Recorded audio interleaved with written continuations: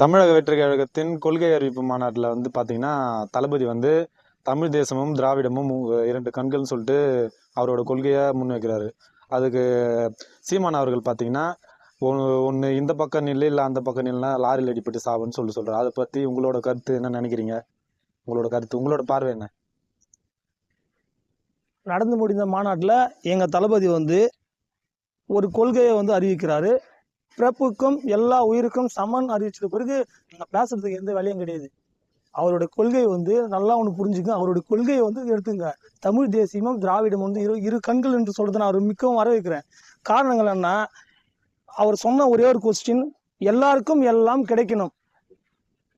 அவர் அரசியலுக்கு வருவதற்கு காரணமே அவருக்கு எல்லாருக்கும் எல்லாம் கிடைக்கணும் தான் அவருடைய நோக்கம். அண்ணன் மாண்புமிகு சீமான் சொல்றாரு, தமிழ் தேசியமும் திராவிடமும் ஒரு பக்கம் இருக்கட்டும், நம்ம அதை பத்தி நம்ம பேசவே தேவையில்ல. தமிழ்நாட்டு மக்களுக்கு நீங்க என்ன செய்ய போறீங்க? தளபதி வந்து கட்சி ஆரம்பிச்சு ஒரு 6 மாசம் ஆகுது. நீங்க கட்சி ஆரம்பிச்சு 10 வருடங்கள் ஆகுது. 10 வருடங்கள்ல தமிழ்நாட்டு மக்களுக்காக நீங்க என்ன செஞ்சிருக்கீங்க? இதுவரையிலும் ஒண்ணுமே செய்யல. நீங்க வந்து முதல்ல தமிழ்நாட்டு மக்களுக்கு எல்லாம் செய்யுங்க. அதுக்கப்புறம் வந்து தமிழ் தேசியம் திராவிடன்னு சொல்லிட்டு நீங்க முன்ன வந்து எங்களுக்கு கேள்வி கேட்கலாம். அண்ணா சீமான் சொல்றாரு, ஒண்ணு இந்த பக்கம் நில்லுங்க, அந்த பக்கம் நில்லுங்க. அதுக்கு இடமே கிடையாதுங்க. எந்த பக்கம் நின்னாலும் தளபதி மட்டும் தான் ஜெயிப்பாரு. நீங்க என்ன ஒரு சூழ்நிலை நம்ம எடுத்துக்குவோம். எல்லாருக்கும் வந்து வாய் கடவுள் கொடுத்துட்டாரு. நம்ம எது வேணாலும் பேச வேண்டியதான். அதே மாதிரி தான் நம்ம அண்ணன் சீமானன் அவர்கள் வந்து பேசிக்கினே வர்றாரு. நான் பேசணும்னு தெரியல, புரிதல் இல்லை. ஒரு கட்சி தலைவருக்கு வந்து புரிதல் முக்கியம். நமக்கு ஒரு கட்சி தலைவர் இருந்தா முதல்ல வந்து புரிதல் இருக்கணும். மக்களுக்கு நம்ம நாளைக்கு என்ன செய்ய போறோம், நம்ம இதுவரை என்ன செஞ்சிருக்கோம். சரி, அண்ணன் ஒரு பக்கம் சீமானை வச்சுங்க. சீமானை வந்து எல்லா கட்சியும் புறக்கணிக்கிறாரு. அவர் தான் தமிழ்நாட்டிலே ஒரு முக்கியமான ஒரு கட்சி வளர்க்குறாரு. காரணம்னா அவர் ஒரு எம்எல்ஏ நின்று ஜெயிச்சிருக்காங்கல்ல, ஏன் அவர் ஜெயிக்கல? நீங்க தான் வந்து ஒரு கட்சி உண்மையா உழைக்கிறீங்க, தமிழ் மக்களுக்காக போராடுறீங்க, எங்கெங்க வந்து பிரச்சனை நடக்குது அங்கங்க வந்து குரல் கொடுக்குறீங்க. அப்படியே உங்களை தமிழ்நாட்டு மக்கள் உங்களை ஏன் ஏத்துக்கல? காரணம் மட்டும் எனக்கு தெளிவா சொல்லுங்க. ஏன்னா நாங்க தளபதி வழியில போறது. நாங்க வந்து நீங்க கேட்கலாம், இப்பதானே தளபதி வந்து அரசியல் வந்திருக்காரு, இதுக்கு முன்ன நாங்க எல்லாருமே இருந்தாரு. நாங்க இதுக்கு முன்ன இருந்தது காரணங்கள் வந்து தமிழ்நாட்டு மக்களுக்கு யாராச்சும் நல்லது செய்வார்களா என்ற காரணத்தோடு தான் நாங்க அங்கங்க சுத்தி நாங்க தெரிஞ்சுட்டு இருந்தோம். இன்னைக்கு மாண்புமிகு 2026 தளபதி அவர்கள் முதலமைச்சராக வெற்றி பெறுவார்னு சொல்லிட்டு எங்களுக்கு நல்லா தெரிஞ்சிடுச்சு. அதனால எல்லா கட்சிக்கும் வந்து பயம் வந்துடுச்சு. மெயினாக வந்து அண்ணன் சீமா அவர்களின் கட்சி வந்து கூடாருமே இன்னைக்கு எல்லாமே போயிடுச்சு. சரி, நான் உங்களை நான் வார்த்தைகளை கேட்குறேன். நீங்கள் வந்து இத்தனை வருஷமாக நீங்கள் ஒரு கட்சி வளர்க்குறீங்க. உங்களை விட்டு விலகிறதுக்கு காரணம் என்ன? ஒரு மாவட்ட செயலர் உங்களை விட்டு விலகுவதுக்கு காரணம் என்ன? ஒரு ஒன்றிய செயலர் உங்களை விட்டு விலகுவதுக்கு காரணம் என்ன? ஒரு அடிப்படை உறுப்பினர்கள் தொண்டர்கள் கூட உங்களை ஏன் எதிர்த்து நாங்கள் மாற்று கட்சியில் போறதுக்கு காரணம் என்ன? நீங்க என்ன காரணம் என்ன? எனக்கு மட்டும் எனக்கு தெளிவா சொல்லுங்க. நீங்க தான் தமிழ்நாட்டிலே நீங்க ஒரு தமிழ் தேசியத்தை பத்தி பேசுறீங்க, திராவிடத்தை பத்தி பேசுறீங்க. கிட்டத்தட்ட நான் ஒரு 4 days முன்ன ஒரு வீடியோ பாக்குறேன். பெரியார் கொள்கை, பெண்கள் என்னால பெரியார் கொள்கைன்னு சொல்லிட்டு அந்த வீடியோ நீங்க பதிவிட்டுருக்கீங்க.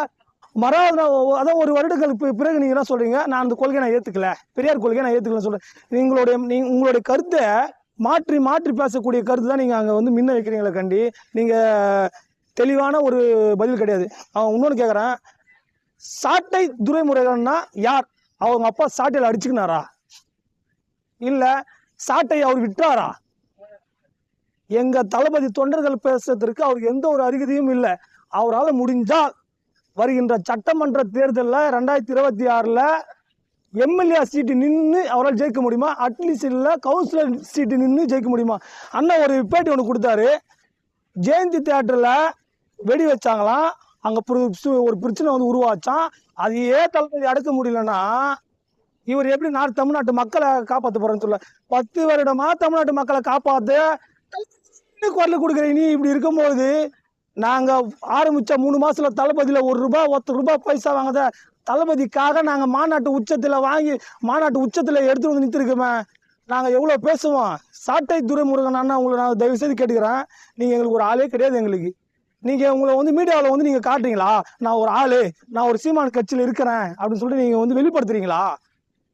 நீங்க எங்களுக்கெல்லாம் 0 வாட்ஸ் பல்புன டப்புன்னு வெடி மழை வந்தா டக்குன்னு போயிட்டே இருப்பீங்க.